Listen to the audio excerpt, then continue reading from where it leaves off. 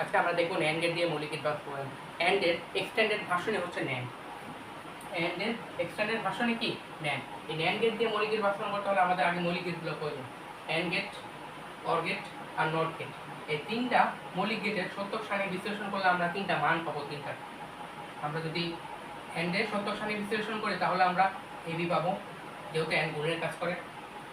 অরের ক্ষেত্রে এ plus B পাবো, যেহেতু যোগের কাজ করে। আর নটের ক্ষেত্রে আমাদের এ পাবো। এই তিনটাকে আমাদের ন্যান্ড গেট দিয়ে বাস্তবায়ন করতে হবে।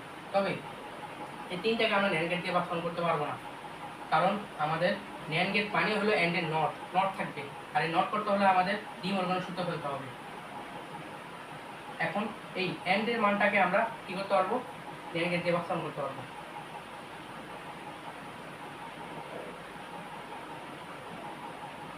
এই হচ্ছে আমাদের ন্যান্ড। তাহলে হচ্ছে এ বি বা একটা বার আসুক, এখানে বার আছে দুইটা, তাহলে আমাদের আরেকটা ন্যান্ড গেট প্রয়োজন। এ বি ডাবল বার। এই হচ্ছে এন্ড গেট দিয়ে ন্যান্ড গেট বাস্তবায়ন। এবার অর গেট। তাহলে অর গেটের মান কি, এ প্লাস বি। এটাকেও সেম সূত্র ফেলতে হবে। এখন যেহেতু ন্যান্ড গেট দিয়ে বাস্তবায়ন করতে বলছে, ন্যান্ড গেটের ক্ষেত্রে কিন্তু ন্যান্ড গুণের কাজ করে, সেখান থেকে এই প্লাসটা থাকবে না। একটা বার ভেঙে দাও তাহলে আর প্লাসটা থাকবে না। এখন এটাকে তুমি লজিক গেটে প্রকাশ করো, লজিক গেটে প্রকাশ করতে পারবে।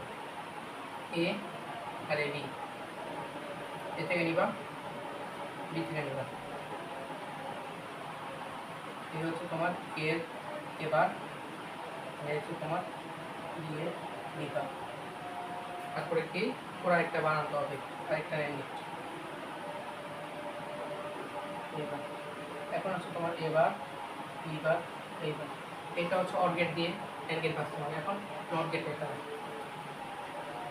যেহেতু নট গেট সেহেতু কি এর উপরে একটা বার প্রয়োজন। তারপর এটাকে তুমি প্রকাশ করবা, একদম সিম্পল।